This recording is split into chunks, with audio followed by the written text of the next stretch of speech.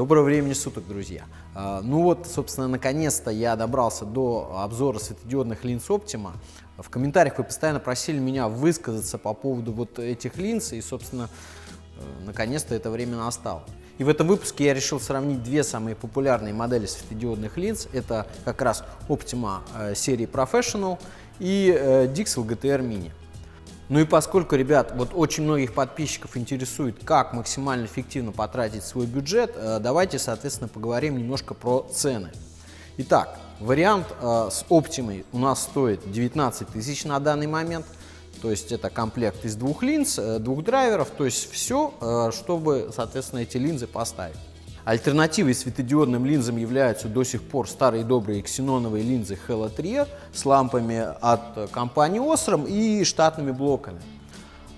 Это максимально качественный вариант, максимально похожий именно на штатный ксенон. Стоимость вот комплекта штатных ксеноновых линз, блоков и ламп составляет примерно те же самые 18-19 тысяч рублей. То есть бюджеты максимально похожи. И, в общем-то, возникает выбор, а на что лучше потратить вот этот самый бюджет, на светодиодные линзы или на ксеноновые. Ребят, и третья линза, в общем-то, которую мне захотелось показать вам в тесте, это линза Dixel GTR Mini. Стоимость комплекта, опять же, из двух линз и драйверов составляет 11 тысяч, то есть значительно дешевле, чем вариант с биксеноном, и значительно дешевле, чем вариант со светодиодными линзами Optima. Вот, собственно, теперь с ценами мы определились, там 18-19 за ксенон, 19 за Optima и 11 за светодиоды. Давайте теперь смотреть, как светят вот эти три варианта светодиодных линз.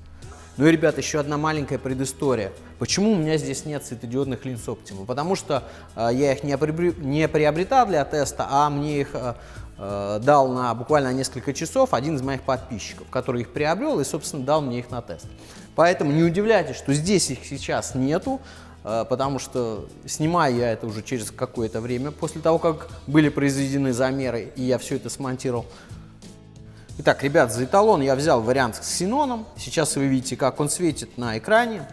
Дал я лампе, в общем-то, разгореться, а блоку выйти на рабочий режим и замерил освещенность на расстоянии где-то 10 метров в 11 разных точках. И вот эти результаты мы и примем за 100%. Каждую точку я промерил ручным люксметром, и, сложив вот результаты верхнего ряда точек, я получил показания 1490 люкс.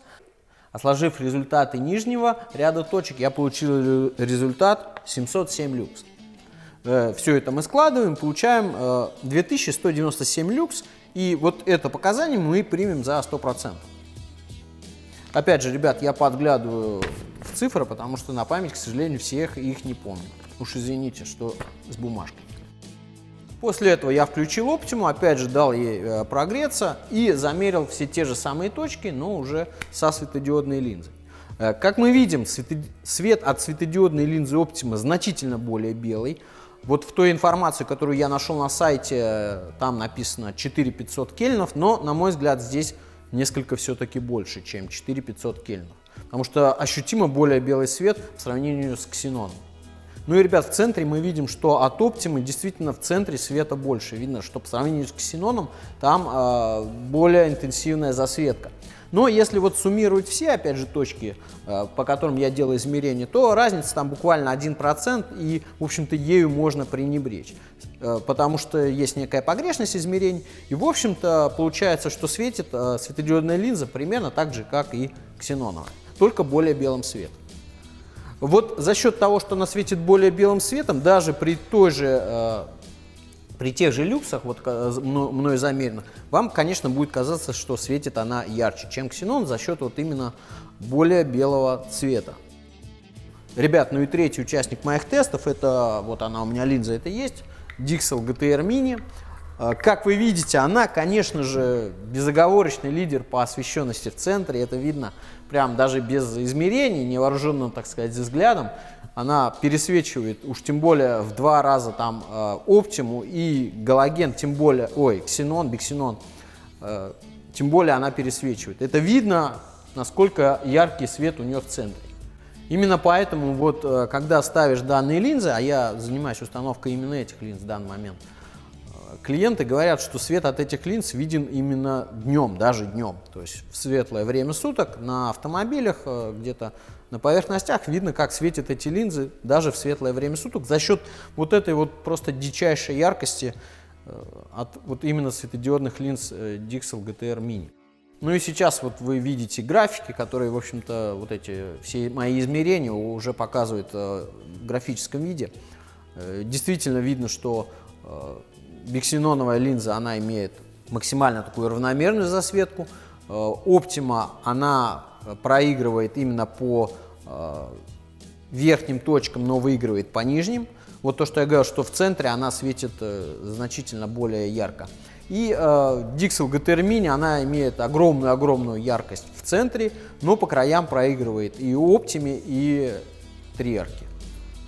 Ну и, в общем-то, главный вопрос всего этого теста, а что в итоге выбрать? Напомню, бюджеты 18-19 тысяч за Bixenon, 19 за Optima и 11 за Dixel GTR. Скажу честно, ребят, я в основном сейчас уже больше ставлю именно светодиодные линзы и ставлю вот эти светодиодные линзы, потому что стоит значительно дешевле, а светит ярче, чем Xenon и чем Optima.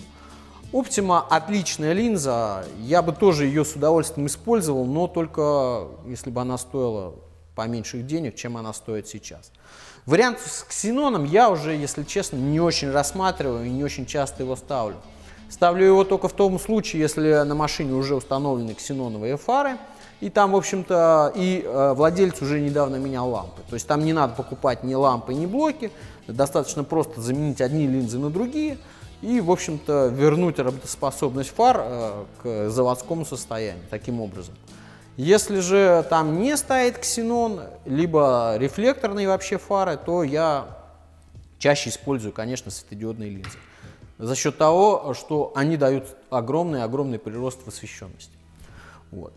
Но это лишь мое мнение. Пожалуйста, я хотел бы услышать и ваше мнение, какой из трех вариантов предпочтете вы, на что вы потратите свой бюджет, вот какие из этих вариантов. Либо есть какой-то четвертый, пятый, шестой вариант, который вы предложите. Пожалуйста, вот напишите свои комментарии на этот счет. Мне будет очень интересно с вами это обсудить и почитать, что выберете вы.